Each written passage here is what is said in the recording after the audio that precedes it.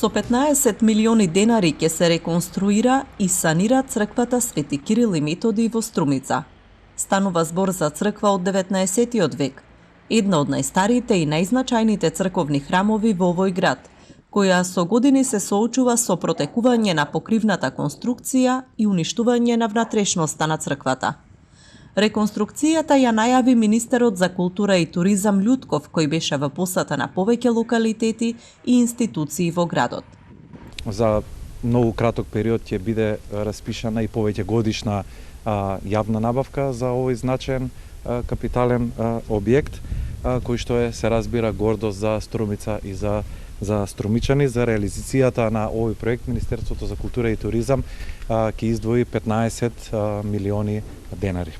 Видете овдека опфаќа многу повеќе фази во внатрешниот и во надворешниот дел во фасадата, како што можете да видите дека веќе скелето е поставено. Повеќе годишна јавна набавка, велиме, затоа што од старт гарантираме дека во наредните 3 години тие 15 милиони денари ќе бидат наменети точно само за црквата. Се разбира, доколку има и побрза динамика во делот на конзервација, реставрација и во делот на санацијата, се разбира дека ќе бидат и побрзо обезбедувани средствата, но знаејќи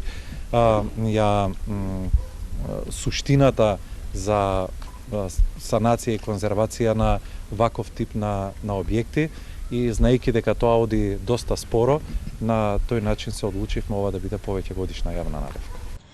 Викарниот епископ Стобиски господин Јаков рече дека исклучително важно е да се работи на конзервација, санација и реставрација на храмот Свети Кирил и Методи, бидејќи е во многу лоша состојба. Црквата Свети Кирил и Методи е навистина во лоша состојба, не само денес, не вчера, туку сите гледаме низ годините како се распаѓа пред наши очи, а обврската всушност има Министерството и Завод за заштита на спомениците на културата да се грижи.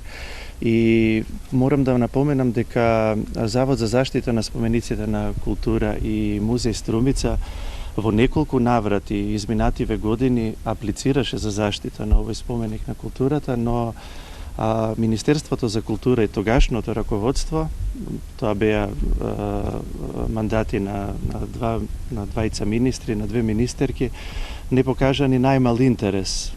Додека во исто време се стимулира, се финансира проекти кои што афирмира ширење на квир културата, например, и многу други значајни проекти за нив.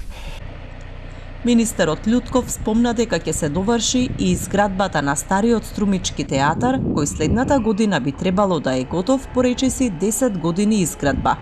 За реализација на овој проект одвоени се над 196 милиони денари. Знаете дека за довршувањето на овој објект беше раскинат договорот, беше прекинат од претходната влада, беше заборавен и напуштен. На овој објект во изминативе неколку месеци интензивно се работеше за средување на обемната документација која што ја имаме. Во моментов е распишан и тендер за измена и дополна на основниот проект на стариот театар.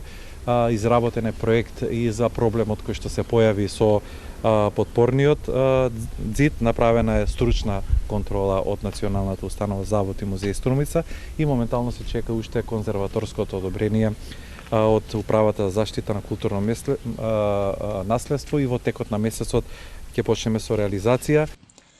Исто така ќе се работи проектот за покривната конструкција на термалното лекувалиште Бања Банско. Овој проект е веќе одобрен со поддршка од Европската Унија, а за него се предвидени над 25 милиони денари. Во склоп на проектот ќе биде поставен инфопункт за туристи.